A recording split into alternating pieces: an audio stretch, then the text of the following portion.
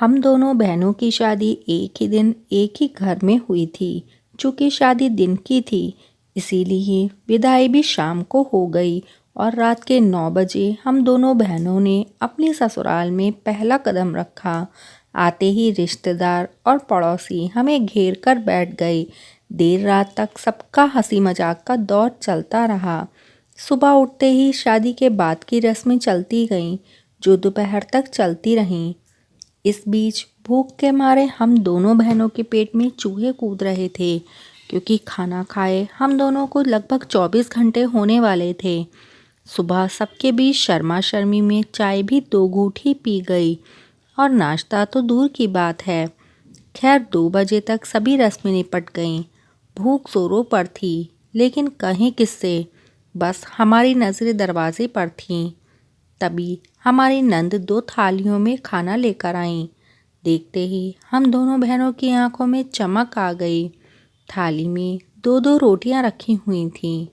हमें खाना देकर वह बोलीं, तुम दोनों खाना खाओ, तब तक मैं और गर्म रोटियां लेकर आती हूँ। उनकी पीठ फेरते ही हम दोनों खाने पर टूट पड़ीं और पलक झपकते ही हमने अपना सारा खाना चट कर डाला। लेकिन अभी तक हम दोनों का पेट नहीं भरा था। मेरी छोटी बहन, जो स्वभाव से बहुत चंचल थी, दरवाजे की ओर देखते हुए बोली, दीदी, ये सब लोग रोटी लाने में इतनी देर क्यों कर रहे हैं? मैं उसकी ओर हैरानी से देखती हुई बोली, क्या तू अभी और रोटी खाएगी? हाँ दीदी, भूख लग रही है बहुत ज़ोर से।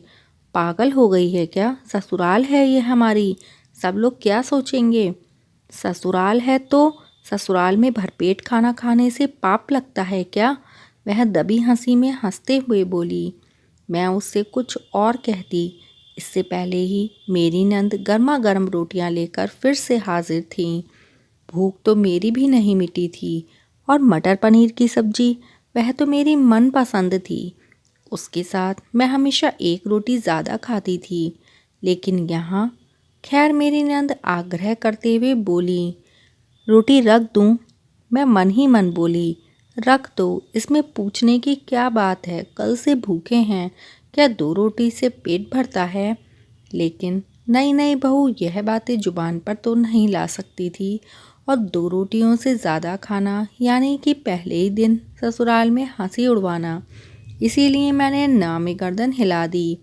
मुझे यूं गर्दन हिलाते देख मेरी छोटी बहन बोली, दीदी, अभी तो आप कह रही थी कि बहुत तेज़ भूख लग रही है और रोटी खानी है, फिर दीदी से क्यों मना कर रही हो? मैंने उसकी तरफ आंखें निकाली तो वह मासूम सा चेहरा बनाते हुए बोली, दीदी, विदाई के समय मम्मी ने कहा था, अब ससुराल ही हमारा असली घर है। यहाँ के सब लोग हमारे अपने हैं। उनसे गलत बर्ताव करोगे तो पाप लगेगा। लेकिन मम्मी ने भरपेट खाना खाने से पाप लगने की बात तो नहीं बताई थी। बिल्कुल सही कहा था तुम्हारी मम्मी ने बहू, यह तुम्हारा अपना घर है और भरपेट खाना खाने से तो बिल्कुल पाप नहीं लगता। हाँ, भूखी रहोगी तो बीमार ज़रूर हो जाओगी, नंद ने कहा। तभी हमारी सास कमरे में हंसते हुए अंदर आईं और बोलीं, हाँ पाप लगेगा, लेकिन जब जब तुम मुझे पराया समझ अपने मन की बात नहीं बताओगी, समझी? तब फिर उन्होंने अपने हाथों से हमारी थाली में एक एक रोटी और रखी और वहीं बैठकर हमें प्यार से खाना खिलाने लगीं। मित्रों, अगर कहानी अच्छी लगी हो तो कहानी को लाइक करें और चैनल को सब्सक्राइब करें।